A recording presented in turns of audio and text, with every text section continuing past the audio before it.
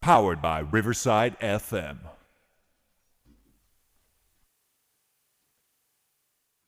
Join us for a chilling journey into the unknown as we delve into the legend of the Loch Ness Monster. We'll examine the evidence, or lack thereof, from eyewitness accounts to grainy photographs and scientific expeditions. Is Nessie a prehistoric survivor, a hoax, or something else entirely? Prepare to be captivated by this enduring and enigmatic mystery. Tonight on Newsworthy, 2 words and 2 question marks. Hi, this is Ed Locke with USA Mortgage. When it comes to buying a home, the process can be overwhelming and confusing. With so many options, it can be hard to know where to start. That's why it's important to work with a certified mortgage loan originator. I have the knowledge and expertise to guide you through the process and find the best mortgage option for you. I will work with you every step of the way to ensure that you are getting the best deal possible. So if you're looking to purchase or refinance, please reach out to me at 502-680-0953. So don't take on the stress of buying a home alone. Work with me and I will make your dream a reality. Trust the professionals and make your home buying experience a positive one. MLS ID 448908, DAS Acquisition Company, LLC, doing business as USA Mortgage, MLS ID 227262. This is not a commitment to lend. Additional terms and conditions apply. USA Mortgage is equal housing opportunity. Meet Steve Lindsay, your trusted Kentucky real estate expert. With deep knowledge of the local market, Steve helps you find the perfect home right here in the Bluegrass State. But that's not all. If you're moving anywhere across the country, Steve Lindsay can connect you with top-rated agents nationwide, ensuring you have the same trusted support wherever you go. No matter where life takes you, call Steve today to start your real estate journey with confidence. Steve Lindsay, Realtor, 502-600-0550. Guys, guess why clams don't run marathons? Why's that? They might pull a muscle. Oh my goodness. This would be a lot better if it was coming from someone who knew what either one was. But since you're a seafood hater, this guy's asked him once if he likes seafood. He's like, yeah, I like seafood. Come to find out, the truth is he goes to Long John $50 Silver's later. once a year and gets a fish sandwich. No, I don't get a fish sandwich at Long John's. Come What do you on now. Literally the Beer worst ba- seafood restaurant in the history. That's great. It feels like seafood. feet every time you walk in there. The floors are like this ice from all the grease. Listen. Everything you touch is greasy. Long John's is the epitome of seafood restaurants. It's like Captain And D's. for people who are anywhere other than Kentucky, they have no idea what we're talking about. They don't even have those Neither anywhere. does most people in Kentucky. This there's restaurant like 4 chain left. is so good, they've all gone out of business. I'm There's gonna say like I've 4 not left. seen one in forever. Yeah, There's one up in Shelbyville that I frequent every time I go to Shelbyville. of course you A do. couple of years ago, you told me this story, and there was one in Versailles. It has since gone out of business. It's a nice, beautiful Mexican restaurant now. It's wonderful. I do remember they had good root beer. They do. That was And like one of the. if you better see things. them today, there's one in Bardstown that is a A&W / right? I like those. Yeah, that you could get either. Yep. Yeah. But They- if you they don't have get the good fish there, plates. you're wrong. Anywho, welcome back, guys. Hey, we are all in the same place today for the first time since middle of month. December, it seems. A Yeah. month. Pretty Yeah. cool. I had to get my joke out of the way because I thought it was great. Also, we've done this for what, almost 2 years? Over 2 years. And I just now thought, thanks to brilliance, that it would be great for me to actually run an ad on our podcast. So hence the ad. There Thank you go. you for your support. Absolutely. Call me anytime with any of your real estate needs. Me and Ed Locke will certainly do our part to make your experience very good. So I actually have a client here. He can speak to for sure. that. So I have 2 clients here. What the hell am I? He looked at Brad and said, I have a You know what's phone. funny is you were more recent. Yeah. 2 So months yeah, ago. I work really hard for my clients, and you know I can work really hard for you too. So just a bonus ad. I'm just throwing it out there. How you guys doing? Doing good. Doing great. Actually, really good. Went to the doctor this week, and she told me I was a beast. Oh, Or so I thought. My wife said what she really said was I was obese. But I'm sticking with the beast. yeah, absolutely. Well, that, obese, beast, I'm good. Yeah, I like that. That's a good one. What do you call a line of men waiting to get a haircut? Oh, no. Well, nothing here. I mean, but you mean a regular, you mean a regular line of Maybe men. you. Okay, gotcha. A barbecue. Barbecue. I like that. Barbecue. Brett. See, if you like real food, barbecue, I love you would barbecue. enjoy that. No, I you do. don't. Yeah, I do. Yeah, as long as it's no ribs, no pulled pork, but it can't see the bone. Right? That's most of the barbecue. I don't understand the problem.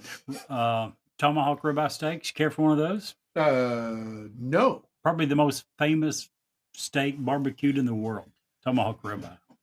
No. I love barbecue. I mean, I it's, do it's one of too. my favorite meals. I- Anything barbecued is. I often give Jerry shit about a lot of stuff, but I'm going to give him props here. Jerry makes the best homemade barbecue sauce I've ever eaten. Seriously. Love it. And I mean that with all due respect. You ought to Yeah. bottle it and sell it. It's a sweet, spicy, vinegar-based barbecue sauce. Right. Right. It's wonderful. And he makes a pretty good prime rib, according to my mother-in-law. And She said decent that was- ribs, according to your son. She said that was, yeah. So, Jerry, if you want meat with bones in it, it's what I'm saying. Jerry's the man to go to because he makes good stuff. You ate some of the prime rib. No, I don't like prime rib. I don't like You any don't part- remember when you and your wife, your whole family come to my house for prime rib? You I didn't ate have prime rib. No. That's the only meat on the table. You did try it. It is way too fatty for you. You no, don't like to it's see fat. fatty and undercooked. And I give you an end slice. It Oh, yeah, I wasn't did try the severely end slice. undercooked. I did. I am with you on. I don't like a big fatty meat. I usually cut the fat off. You don't like prime rib? I mean, I do, but if I get too fat of a piece, and I'm just chewing. Yeah, That's it's what stupid. prime rib If I is. want to Yeah. chew, I'm going to chew bubble gum. You don't chew fat. If it's true fat, not gristle, you chew.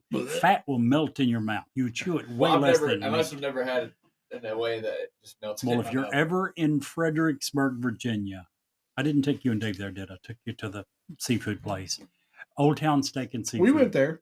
We did? Okay. Okay. You We didn't went there have the second prime rib time when there? Dave and I came out. Okay. No, I had a regular steak.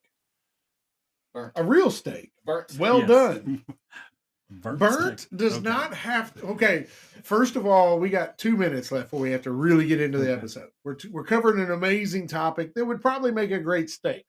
However, It probably would. just because something is well done does not mean it's burnt. It doesn't mean it's burnt. It does Burnt. not have to Dry. be burnt. There's a Dried couple out. adjectives: dry, burnt, your hockey puck. Yes. Those are All all those are so fine. good. But here's the thing. Those There's- are also good. Well, yeah, I love them like that. I love hockey puck. If you look at if you I love look my at jaw to hurt. tell me, I want you gentlemen to tell me, we have a minute, 30 seconds. I want you gentlemen to tell me in the line of doneness of a steak, which one does it actually say is done? Nothing? I No don't one? need someone from the 1920s, which is the way they served steaks back before they figured out the real correct way to serve them, to tell me how dried out hockey puck style my steak needs to be. Just try it. That's all I'm saying. Try it one time. Squeeze it. Look at the juice running. No, that's what makes You've it never tried gross. it? No. Well, if the juices just gross you out, you probably just are gonna. The pinkest I ever had. I am terrible about not sending food back. It freaks me out. I'm not going to ever do it. I just won't eat. Right. Right. But I cut into a steak. It was a dark place, and I'll name the place because they make a really good steak according to most people. Columbia Steakhouse in Lexington. Very good in this area. Yeah. By far, everybody They've been around forever. forever. 30, 40 years or longer. But, I like my steak a certain way. I tell people, I know that's not the way it's supposed to be cooked. It's just how I have to eat. They brought it out and I tried it. before I actually shined a light because it's a very dark environment, and it tasted like raw hamburger to me. No, thank you. I don't want it. Why are you looking at me like that? Just, I feel sorry for you, literally. What, you like going around When eating you raw try- hamburger? When you try a excellent steak and it reminds you of raw hamburger, I truly feel sorry. I've had steaks the way that you like them most of my life growing up. Delicious. My dad was Wonderful. a well-done guy. And so that's the way we grew up having them. Mom didn't ask us how you wanted your steaks. They were cooked well done. Because your dad was smart. I've had them that way. But see, listen to what Brett and I are telling you. We've had them both ways, and we know which one in our mind is far better. You've had it one way, and you insist that yours is the best without even trying the other. And That's I all have we're had saying. one that was not cooked enough. So I went to Longhorn time. I always get I've medium had them rare, not cooked enough. and they brought it out, and it was Rare. very rare. Like it was raw, and I mean I ate it, but it was a little too rare for me. But yeah, I like it. I like a lot of pink with some brown on the outside. I like I even like a little. If I could see a little juicy blood, I like it. Well, Same. tonight's bonus story, stick around. We got a great ride through history and food. Just so you History know. of steak. Did All right. either of you guys see the Saturday Night Live edition 2 or 3 weeks ago? No, Colin haven't watched that Jost in and, years. and Michael Che was doing their I love episode them. when they swap. They Yeah. write each other's jokes. Usually very racist, very funny, Just funny as deliciously funny. Yeah. Yes. The one that Michael wrote for Colin, and Scarlett Johansson was there Oh, great. about raw steak and Arby's roast beef. Everything you guys are No, mentioning. thank you. remind Don't me. even go there. Look it up. Listen, You're speaking down. of Scarlett Johansson, I just want to say the funniest look I've ever seen her make was when she signed an autograph for me, and was curious as to why it said marriage license. It was weird, but I assured her it was okay. Yeah, don't worry about this. No, I'll be there in a minute, Scarlett. It's fine. Thanks. Oh, sorry. Back to what we're doing here. We're talking about one of the OG cryptids, one of the big ones that most of us, I think, will at least think started maybe with a hoax, but has evolved into something that maybe isn't a hoax because of some scientific stuff we're going to get into today. Jerry, you want to start us out today? Sure. Absolutely. I'll start us off by saying everything you said was absolutely incorrect. What? You just said that it started off as a hoax, and due to scientific evidence has been proven otherwise. I'm going to start by saying the exact opposite. Of course you are. There's a few reasons why Nessie doesn't exist. You called her Nessie, right? That's what she's commonly known Yeah. as, the Loch Ness Monster. Well, I don't call Nessie. Scarlett that, but yeah. Yeah. Okay. Keep dreaming, bud. But few reasons why scientists say that she doesn't exist. And it's really hard, basically impossible for science to disprove the existence of anything. How can you prove that something doesn't That exist? goes with any cryptid. Not only any cryptid, if there's anything in the world and someone says, I believe this exists, and you say, no, it doesn't, and they say, prove it. How can you prove that something that's never been here has never been here? It's kind of hard. But with Nessie, they come close. Here's a few reasons why Nessie, according to most scientific experts, does not exist. Number one, there's never been a single convincing sighting of Nessie. Not one. There was one, we thought, way back, as Steve alluded to, in 1934, the photo that came to bring her to her initial celebrity status was known as the surgeon's photograph. It was taken in 1934 and appeared, according to a lot of images after it was retouched and blown up, to look like a plesiosaurus, a long neck monster coming up out of the water. It turned out to be a hoax. It was, I think, in the mid or early 90s, it was found to be a complete and absolute hoax. Now, there are many supposed photographs of Nessie. Many have turned out to be trees, logs, boat wakes, otters, eels. There's many others that are blurry, that if you hold it at the right angle, in the right light, you could maybe conceivably say it's something else. as far as a single convincing photo of Nessie, it doesn't exist. Number two, if Nessie were real, we would find bones of it, its ancestors, someone in the family. Now, this isn't like Bigfoot, Sasquatch, Yeti. That's worldwide. We're talking about a cryptid that we have confined by its very name to one lake. One very large lake. Comparatively speaking, it's a relatively small lake. In the state of Kentucky, I was born and raised 10 miles from Lake Cumberland. Do you know how many hundreds of miles of shoreline Lake Cumberland has? Look it up. That's not a fair statement because, well, I mean, it's fair because Kentucky, other than, what is the other lake? There's one other lake in the United States, or one other state that has more shoreline than Kentucky. We have more shoreline than almost all other states. Oh, I figured Minnesota and all of those states would have. Detroit. We're The number land of two. lakes. We're number two in the nation. Minnesota is known as the Land of a lakes. thousand lakes. Oh my gosh, Michigan. Several, Michigan, Minnesota. I figured, I'm not disputing, but my point is, in a few miles from where we now exist, there is a lake with many, many times the amount of shoreline of this lake. So when you're calling it a huge lake, it's roughly 23 miles long. So it's a large lake, but it's not that About a large. mile wide. It's a large lake. Yeah. It's not that large. It's not even the largest in Scotland. It's the second largest. Exactly.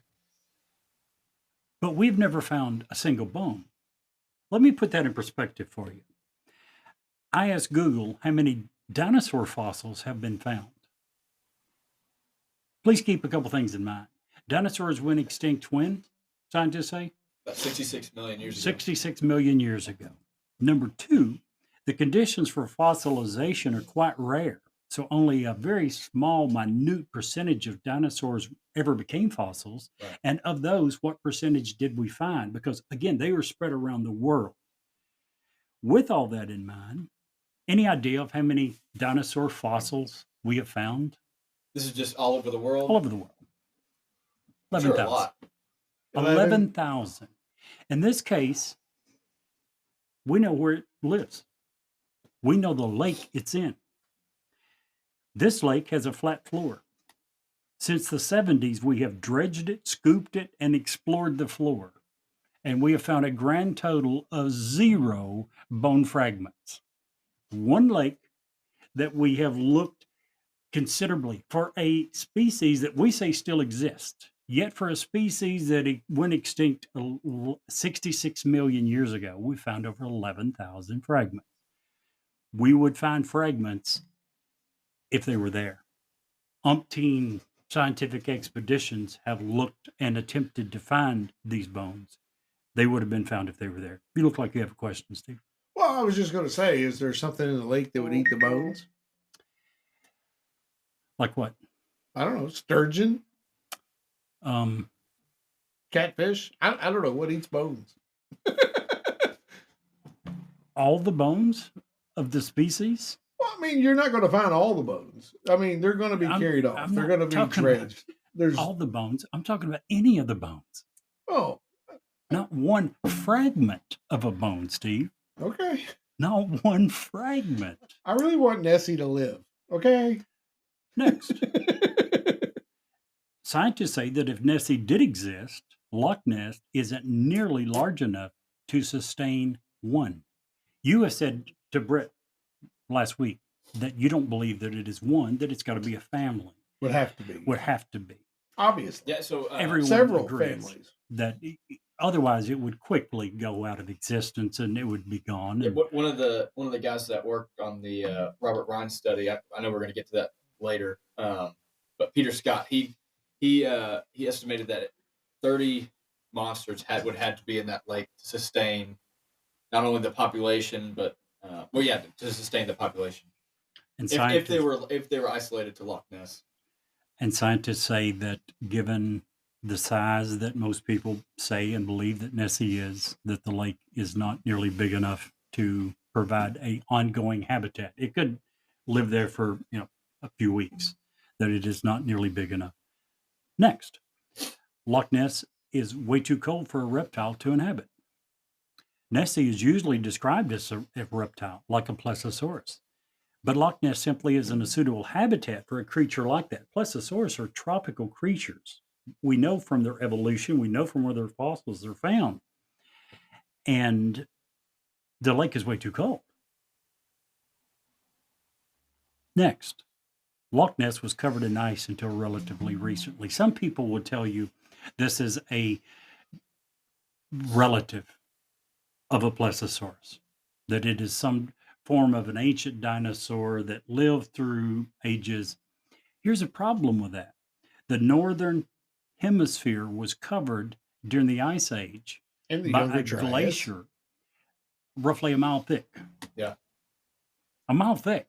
Yeah. Nothing survived Right. in a mile thick ice. Yeah, Loch Ness, like it developed like 10,000 years ago. 18,000 years ago was when the Ice Age ended.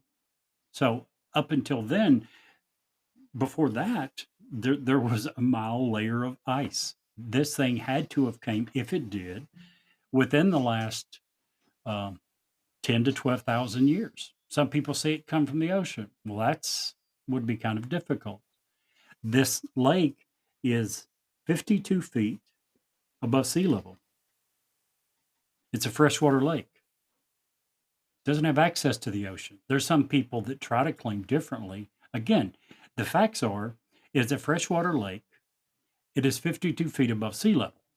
There's no known way for any organism to get from the ocean to here. You combine that with the fact that the lake didn't exist until recently. It was covered in a mile thick layer of ice. It is currently too cold for reptiles to exist, which, according to what most people describe Nessie as, is a reptile. It is too small. The lake is too small, scientists say, for it to exist. 0 bone or bone fragments have been found, and not one single convincing photograph that has not been a hoax has ever been found. So those are the reasons that scientists say Nessie does not exist. So the River Ness connects Loch Ness and the North Sea, right? It does not. Look it up. There's a canal built beside the River Ness. River Ness ends. Okay. There's the canal that was built in the 1850s, I believe. That look, when you pull it up on Google Maps, I saw conflicting. Yes, arguments blow on it up that. and Google and go in, and you'll see where River Ness ends. Right beside it is this canal that does continue. Well, between 1967 and 1968, Gordon Tucker, who I'm sure you'll probably bring up in a few, or may not, he volunteered his service as a sonar developer as part of a larger movement that was being conducted by the Loch Ness group, trying to produce truth and fact about Loch Ness. He fixed a large sonar transducer underwater in the hopes of finding proof of the Loch Ness Monster. During a 2-week trial, several targets were identified, and at least one has been discredited as a large shoal of fish. Others moved at speeds up to 10 knots and did not appear to be any other fish or known aquatic life form in the area. In 1987, and this is the big one, if you will, this is kind of where Nessie went to either fall into two camps with this: definitive proof or definitive nothing, right? So in Operation Deep Scan in 1987, 24 boats equipped with echo sounder equipment used as part of Operation Deep Scan was on a mission to find Nessie. The results found a large mass at the bottom of the loch. Many wrote off the reading as a pile of debris, but motion in 3 of the images made this questionable. Unfortunately, this was the only thing that they found in Operation Deep Scan that would have pointed to the Loch Ness Monster. And there is the picture of the flipper. Are you going to get to that? Yeah, yes, the Robert Ryan's studies. Yeah. These are really cool pictures. I'd like to maybe attach them to the episode. Yeah. Just for proof, Jerry. Please do notice that those, or we'll make a note that every one of those photographs you're referring to has been admitted that they were retouched. They're not. Look it up. You're breaking my Not heart. a one, not a So, single one. Is, I want to talk about this because this is one of the Well, main. bring it up, Brett. Let's go. So yeah, he's in the Ryan studies. What he's talking about. And I know you're going to discuss that more. Yeah. So in 1972, a group of researchers from the Academy of Applied Science, led by Robert Rhines, conducted a search for the monster. They used sonar, and they went throughout the lake. On August 8th, Rhines' sonar unit, operating at a frequency of 200 kilohertz, they saw a large object that was moving. They were at a depth of 11 meters, and they got a picture of this. And if you look at the outline of the sonar image, it looks like a plesiosaur. Agreed. And later on, they published these findings in Time magazine and a magazine called Nature, which was a highly regarded magazine at the time. And in it, British naturalist Peter Scott argued as to why they should come up with a scientific name and add this creature that they said they found to the British Register of Protected Wildlife, which they did name it. It was the first animal to get a scientific name without a physical specimen ever. So the name that they gave it was Nessiterus rompopteryx. Gosh, dang, that's terrible. I'm glad we don't speak Latin anymore, aren't you? Me too. It's actually Greek. But they did give it a name. Whichever. And so I thought that was really cool. And you can still you can look at the image of the flipper. I know Jerry said that it was doctored, but it does. They did say that they got multiple images of it, and they could tell that it was moving. One thing that I had a question of, kind of on Jerry's side, is that you got the flipper. You couldn't have turned the camera just a little bit to get a little bit more of the object. You can also look up if you just look up the Rhine studies, you can see, and what we'll try and attach it to the video, but you can see the sonar image, and it's definitely an outline of some sort of. It looks just like a plesiosaur, just how you would expect. A couple of other sightings that we haven't touched on. This is kind of going back a little bit further. George Spicer in 1933. Him and his wife saw a huge animal cross the road in front of their car. They described it as being, they were going over a hill, so they kind of caught it at a weird angle, but they didn't see any feet. It was almost like a huge whale-like creature. They said that they kind of saw a tail, and you can look up they had an artist draw what they described. And it does look like a plesiosaur without feet, because again, they couldn't see it as they crossed the hill. This was in 1933. It was published by the Courier. And this was the first time that they actually mentioned Loch Ness Monster. There are several other throughout the 30s. There was multiple sightings of this creature. All were very similar in description as being very much like a plesiosaur. So I kind of want to get into what is a plesiosaur. Why could it be a plesiosaur? Why do we think it's not a plesiosaur?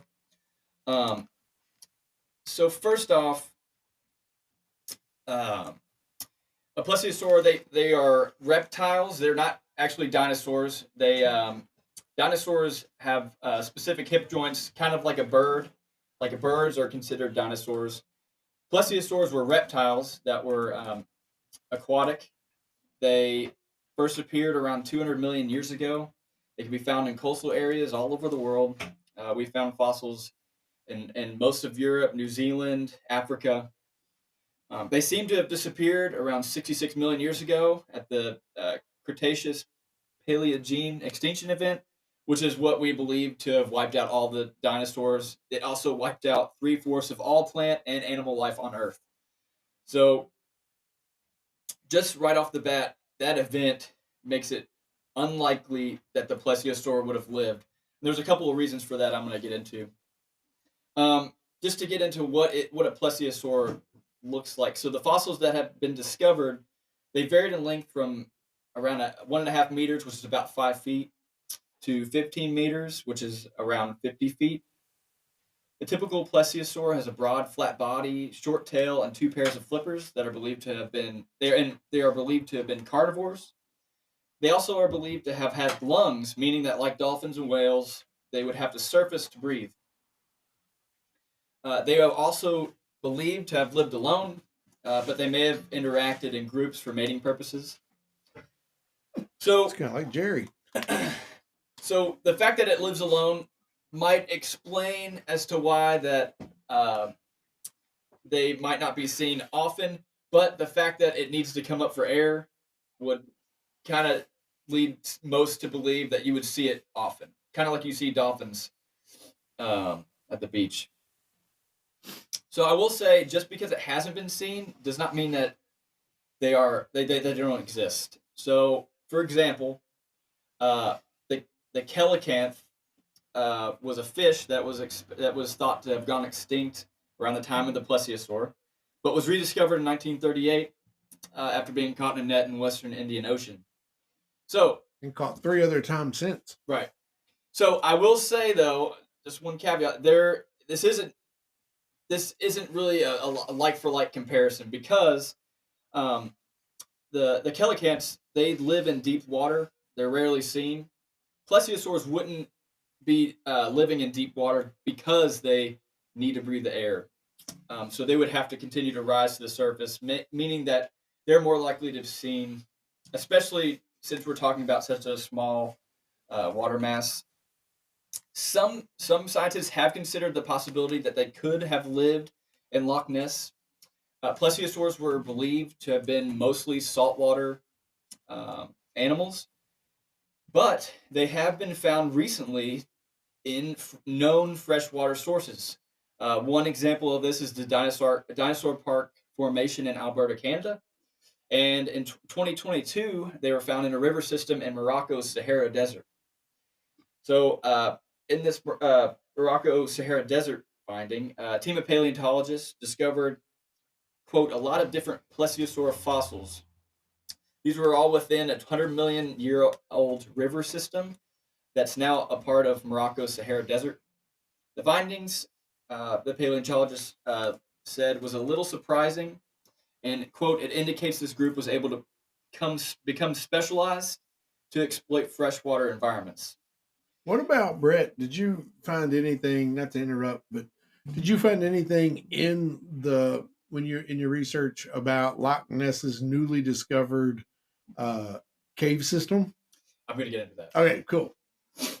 Okay, so I'm going to get into that a little bit. You might want to build on what I say, but so if the plesiosaurs were living in Loch Ness, which is the leading theory, since we don't see the monsters swimming up and down the river Ness, which I'd kind of read, it seemed like it was connected, but you had said it wasn't.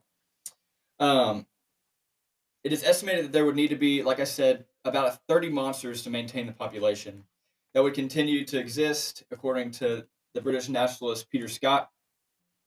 They would need enough fish to feed, and those fish would have to repopulate at a rate that could sustain the population of plesiosaurs.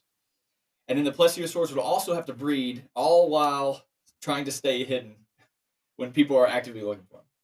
So this is all building up to be on the side of, well, it's very unlikely that they actually exist. One theory is that there is a series of underground tunnels in Loch Ness where the monster could use to swim to the sea if it was connected.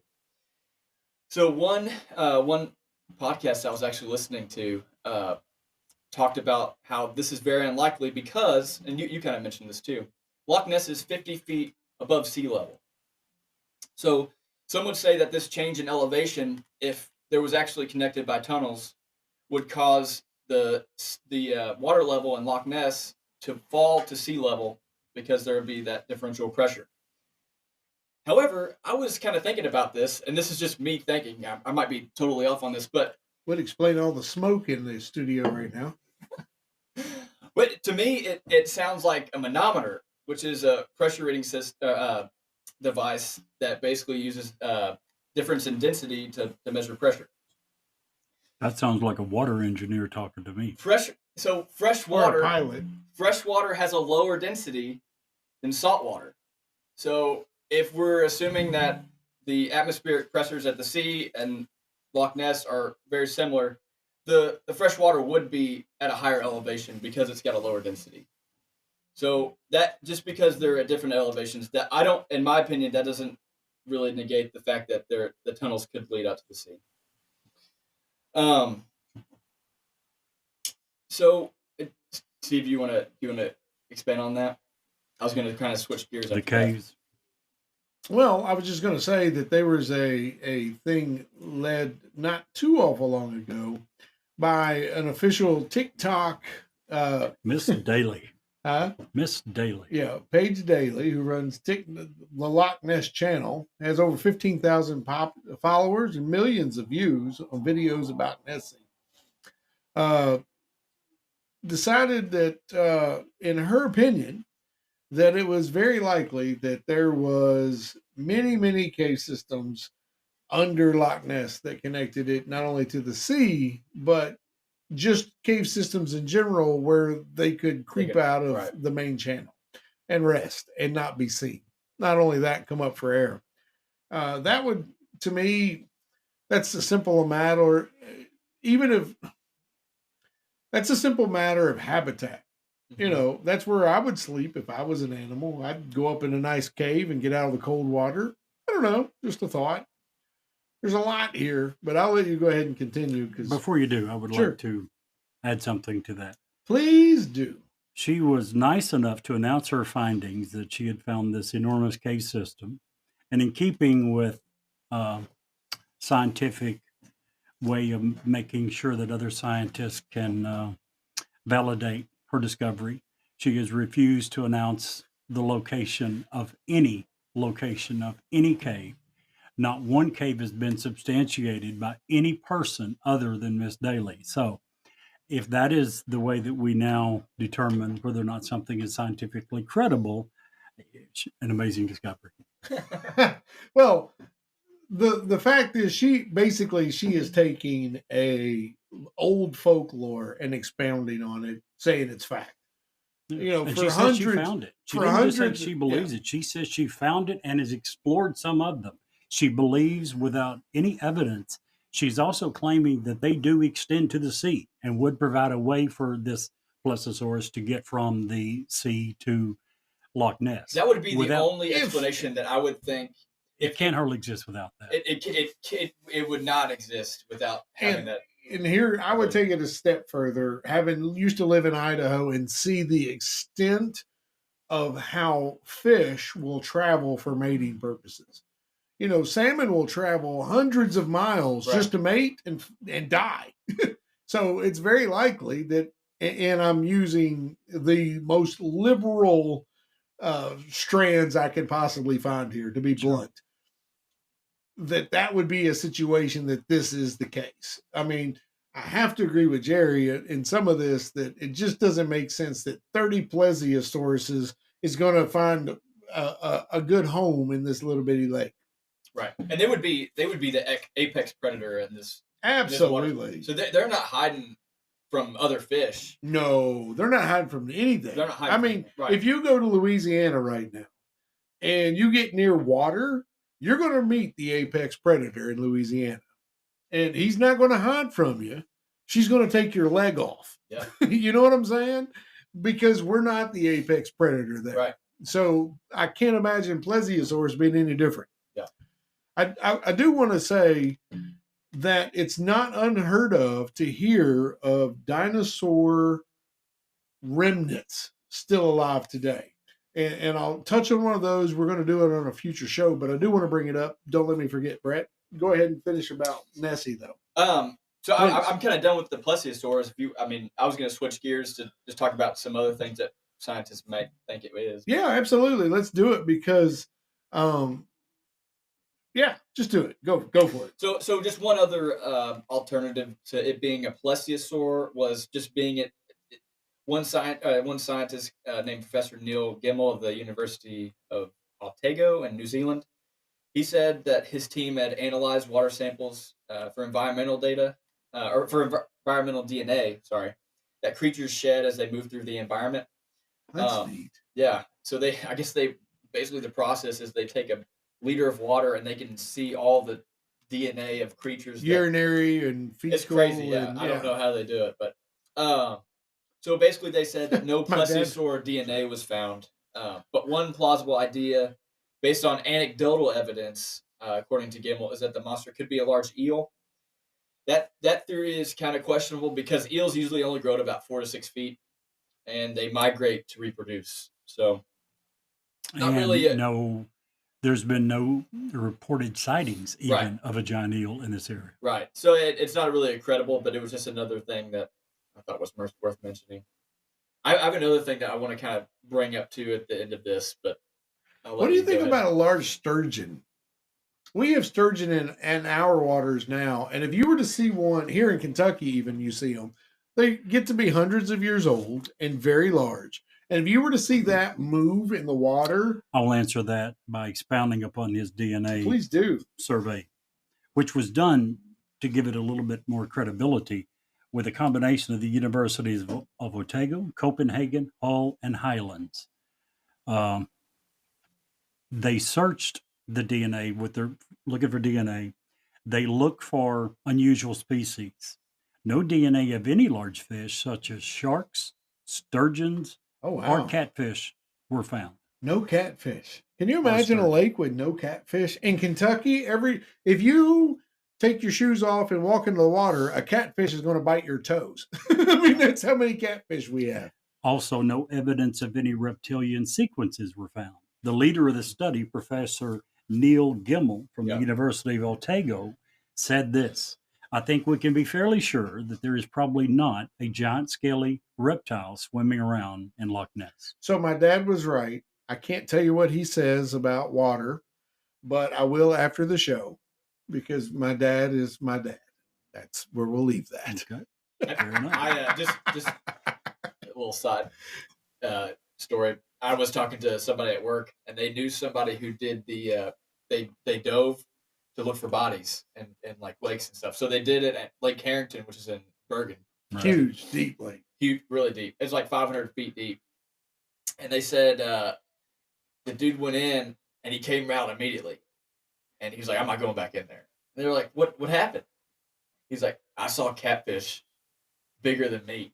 I literally used to work with a lady. Her husband's job is to do underwater bridge examinations, where they build the foundation and to verify. And a lot of times they have to dive and do those things. And those stories are 1,000,000% accurate. There are fish that should not exist in our rivers and lakes that absolutely exist. And I have no reason to doubt this dude. He works for the state. He is an engineer. He has no reason whatsoever to speak on hyperbole of what he sees in the water. Yeah. None.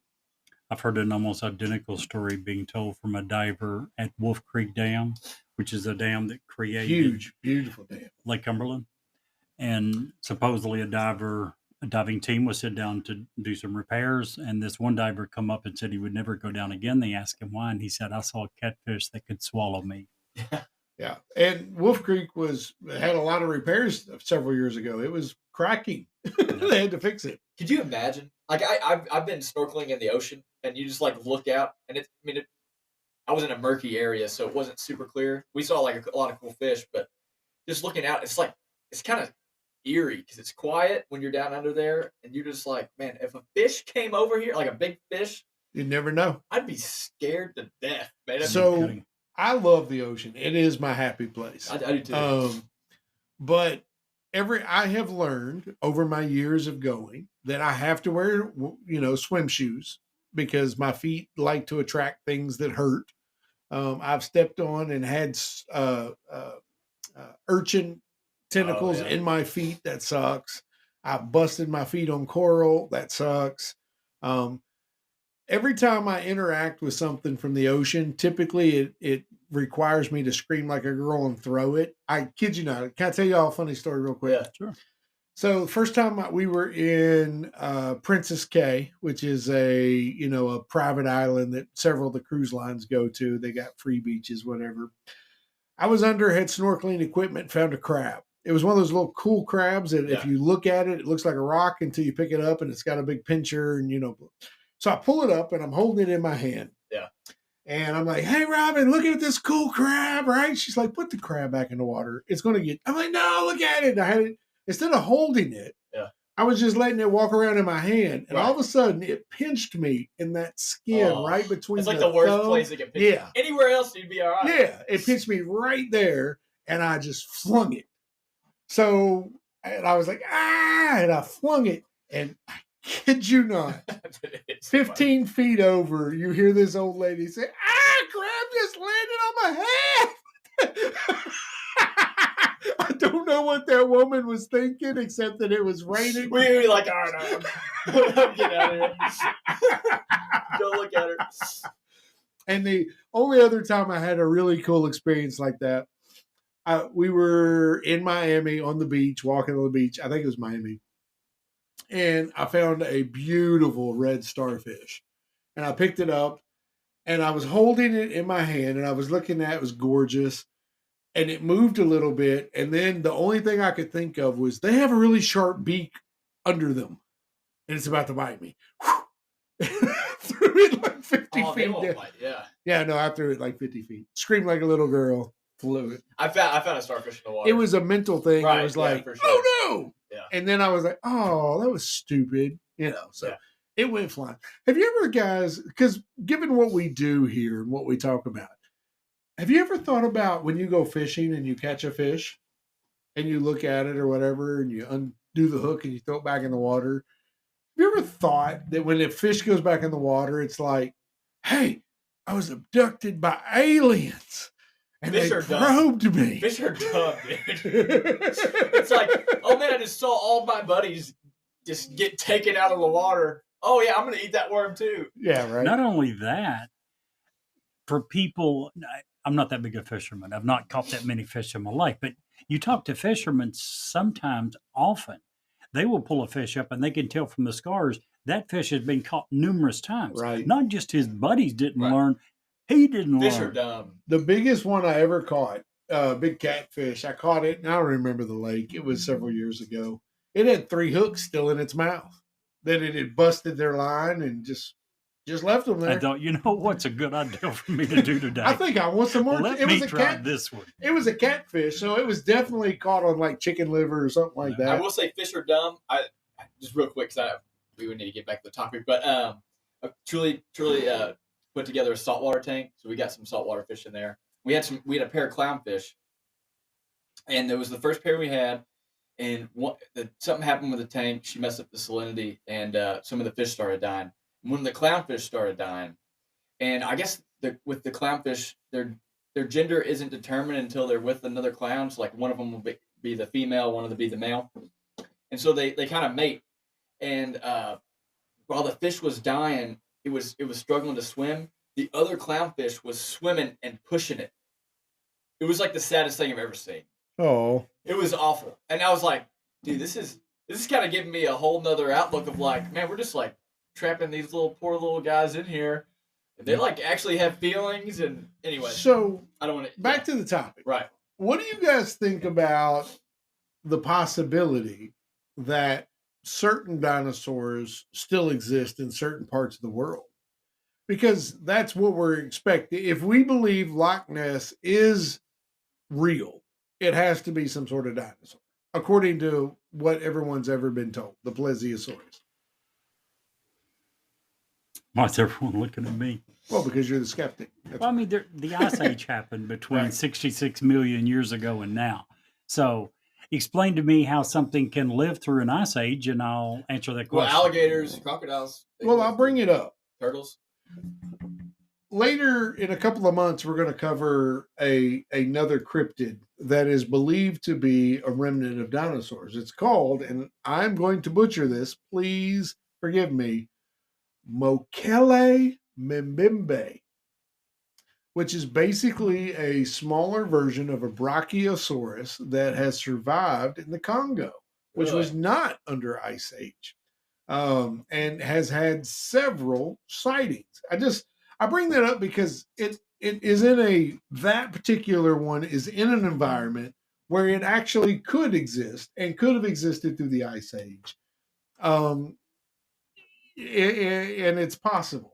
So, My typical skeptical self would say, "Show me proof that it happened, and we'll go from there." Well, here's the thing with Loch Ness. So, did you guys get into? I kind of wanted to mention this because, like we were talking about, the modern science. I mean, there's been a couple things. There was another topic. There's another eyewitness account that we didn't cover where they did track a very large object on a fishing boat. And it had followed them for a little bit, and it dissipated. I'm losing my place here, but that was in 1954. Sorry, it was the sonar readings were taken by the fishing boat Rival 3, and the crew basically all witnessed that there was a large object keeping pace with the vessel. They were at about 479 feet in depth, so that's pretty deep. And they tracked it for about half a mile, and then they lost it. But so.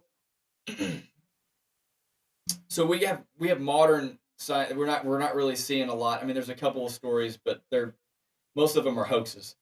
But did you guys see the folklore of the water horse? So it's from Scotland, but basically there's this water creature that has been seen throughout Scotland for hundreds of years, and it's kind of like any other cryptid. But it's a dangerous water creature that takes the forms of a horse, and it kind of shape shifts and steals children. But it kind of makes me think like maybe there was something there at one point, and that they could have gone extinct just like everything else, just like how other animals have gone. You think there's a possibility of that? Well, I don't think you can bring up Loch Ness without talking about Lake Champlain here in the United States. There's a cryptid of some sort in there. Jerry did a thing. No, I was pulling my cord out. Oh, gotcha. Sorry. You have the Morag, a lake monster, which is what you're talking about, the water horse. That's the weirdest thing about water in America. We know more about outer space than we know about what's in our own oceans. And some of the deepest parts of it. Yeah. Yes. It's crazy. And if you look at some of those fish, dude, it's like otherworldly. Yeah. It's like the octopus, the mimic octopus that was like shape shifting. Like we were talking about with Tim Kelly. Yeah. I was like, I've never even knew this thing existed. If you would have showed me a video of that, I would have been like, that's fake. Yeah. It's insane. It really is. There's creatures in the ocean that we haven't even discovered yet. And yeah, for sure. And I think that if there is, and that's kind of where I'm getting at, is if there is some sort of dinosaur or aquatic reptile or that does exist that we haven't discovered yet, I think that it would be in the ocean. Maybe not necessarily Loch Ness. Well, in keeping with our true form, Brett, we'll let you take the lead today. Brett, Loch Ness, does it need more or less coverage? So I think that if you are the country of Scotland, I would say you need more coverage. I went over there, and there's a lot of Nessie memorabilia. There's a lot of people that go to Loch Ness just because of this story. Otherwise, it's just a lake. Yeah. Go to Lake Cumberland. It's a lot better. I think better fish. I think it's fun to talk about. I would say that it doesn't need any more news coverage than it already has. I mean, it's a fun story. It's just like everything else. Unless something washes up on shore that we can see. Right, there could be more evidence, but I am kind of on the side of Jerry. I think that it's more unlikely that it exists. I think that I think that it could exist. I'm not saying it. I'm not discounting it completely, but I would need more evidence before I believed it wholeheartedly. So I'm going to give it a thumbs down. Jerry? I reluctantly give it a thumbs down. And reluctantly because I just Googled, I thought I'd remembered correctly. As of January 2025, there have been over 1,157 officially recorded sightings of the Loch Ness Monster. That's a lot to discredit. Even so, when you begin to look at all the facts, and again, one huge difference between this and Bigfoot Yeti is Bigfoot Yetis around the world. So when you begin to rule out things, you have to rule out, have you examined this area and this area? Loch Ness has been examined. Yeah. From one end to the other. I'm not saying Literally there's in not one whole episode, they lined ships up side by side and did the whole many length. times. Yeah. And it has been explored by people in many cases who were wanting to find something. There's people who have spent their life, Since the 30s. yes, trying to prove that something is there. So I reluctantly, after looking at the facts, have to say, I can't say that it needs more. I think the size of Loch Ness is the biggest factor, because if we're talking about the ocean, we haven't discovered a lot of species of fish or reptiles in the ocean. And I think that if they ever do discover a cave system that leads out to the ocean, and maybe the Loch Ness only comes, once a year to mate or something like that, I think that kind of changes things. But until that's found, I agree.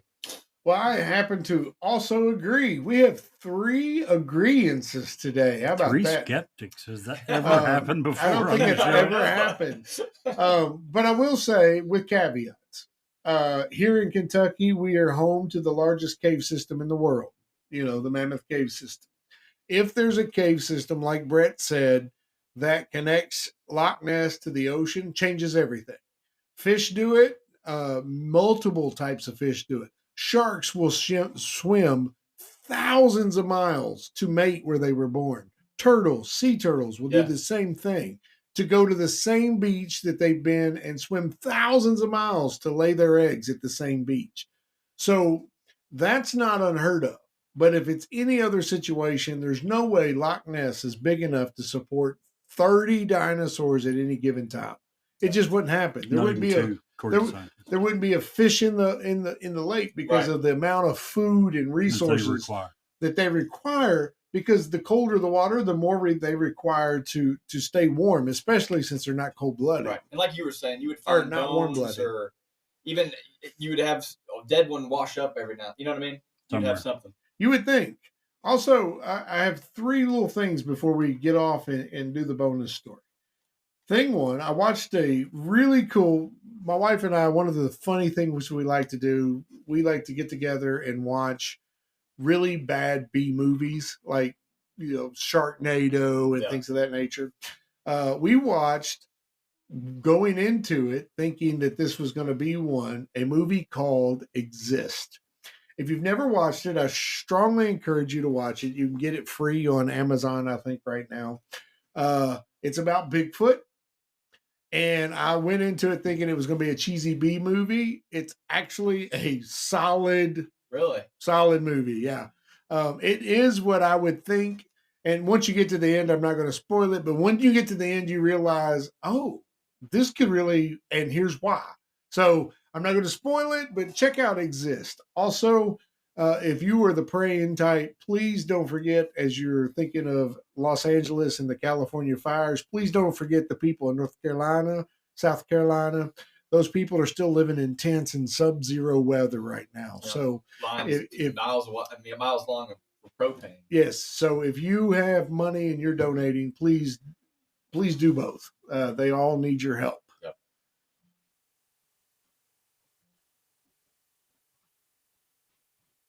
What a great conversation. But we're not done yet. Stick around through these very important ads for an awesome bonus story. JT's Way is a Christ-centered, nonprofit organization with a call to help hurting families during the loss of a child. At JT's Way, they assist families grieving from the loss of a child through assistance with things like funeral expenses, emotional support, guidance through the grief process, and help in their healing journey. While paying for funeral expenses, they help navigate picking a funeral home, burial plot, or cremation services, and provide families with grief counseling resources. JT was 17 years old when he died unexpectedly in an automobile accident. He was a senior in high school and a student in the automotive class. JT loved cars and music, and he took his role of friend very seriously and made sure to make friends wherever he went. Their mission at JT's Way is to minister to families by financially assisting and connecting them with their local resources. These resources will assist in the financial and emotional burden of bearing a child. Their aim is to aid in the healing process for parents and families, and these resources include grief counseling and parent-sibling groups. The outside world doesn't stop, but we can tell you from experience that a parent's world certainly does. In a time of desperate hopelessness, JT's Way provides hope. If you want to help support JT's Way in their mission, please reach out to them at www.jtsway.com. JT would often say, "Let me challenge you to make a friend, be a friend, and most importantly, bring a friend to the loving arms of Jesus Christ." Hi, this is Ed Locke with USA Mortgage. Buying your first home can be overwhelming, but here are 5 tips to make the process go smoother. Number 1, find a lender. Me, Ed Locke, that can answer any questions you might have and help you get pre-approved. There are multiple options available based on your situation. Number 2, work with a real estate agent you can trust. Number 3, don't rush the process. Take your time and know that the process could take some time. Number 4, consider all the costs. Number 5, get a home inspection and review it with your realtor. Keep these tips in mind, budget for yourself, and you'll be that much closer to making your dream of homeownership a reality. So reach out to me at 502-680-0953. NMLS ID 448908, EAS Acquisition Company, LLC, doing business as USA Mortgage, NMLS ID 227262. This is not a commitment to lend. Additional terms and conditions apply. USA Mortgage is an equal housing opportunity. If you would like to share suggestions for future episodes, or simply tell us how much you love or hate us, reach out to us via email at newsworthywithsteveandjerry@gmail.com or text us at area code 540-709-1318. And now, back to the story. Earlier tonight, we were talking a little bit about food and how you guys were wrong and I was right. Our bonus story today is all about food. Management at Kentucky Fried Chicken wanted to diversify and expand. So in 1968, in March, Kentucky Roast Beef and Ham was born.